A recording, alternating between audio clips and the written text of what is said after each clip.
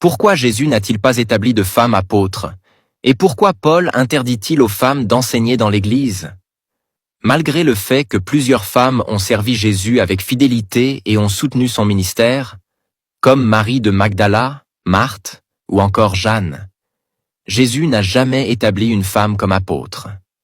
Il a choisi 12 hommes, non pas parce que les femmes sont inférieures, mais parce qu'il respectait l'ordre spirituel établi par Dieu depuis la création. Ce n'est donc pas une question de culture juive ni de discrimination, mais une réalité divine.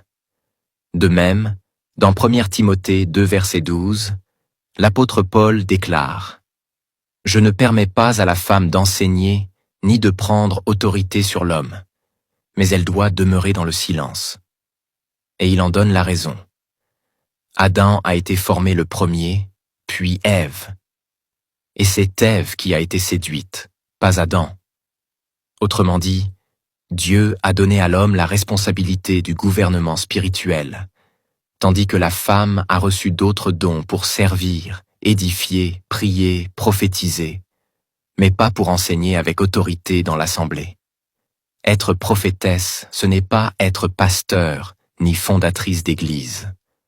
Dans la Bible, plusieurs femmes ont prophétisé, comme Déborah ou les filles de Philippe. Mais aucune n'a dirigé une assemblée ni exercé le rôle d'ancien ou de berger spirituel. Prophétiser, c'est parler de la part de Dieu, mais ce n'est pas enseigner avec autorité sur une assemblée. Aujourd'hui, certaines femmes qui se disent « pasteurs » utilisent, souvent, Galates 3 verset 28 pour justifier leur position. Il n'y a ni homme ni femme, car tous vous êtes un en Jésus-Christ.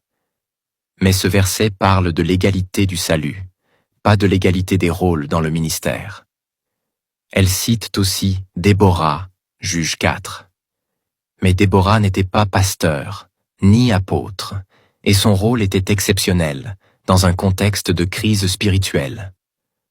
Aucun verset biblique ne montre une femme pasteur ou fondatrice d'église dans le Nouveau Testament. Mais alors, Dieu peut-il appeler une femme à prêcher ou témoigner? Oui, Dieu peut utiliser une femme puissamment pour évangéliser. Exemple, la Samaritaine, en Jean 4. Témoigner, prophétiser, enseigner les enfants ou d'autres femmes, Tite 2, versets 3 à 5. Prier avec puissance, mais pas pour exercer l'autorité pastorale sur une assemblée d'hommes et de femmes, selon les normes bibliques.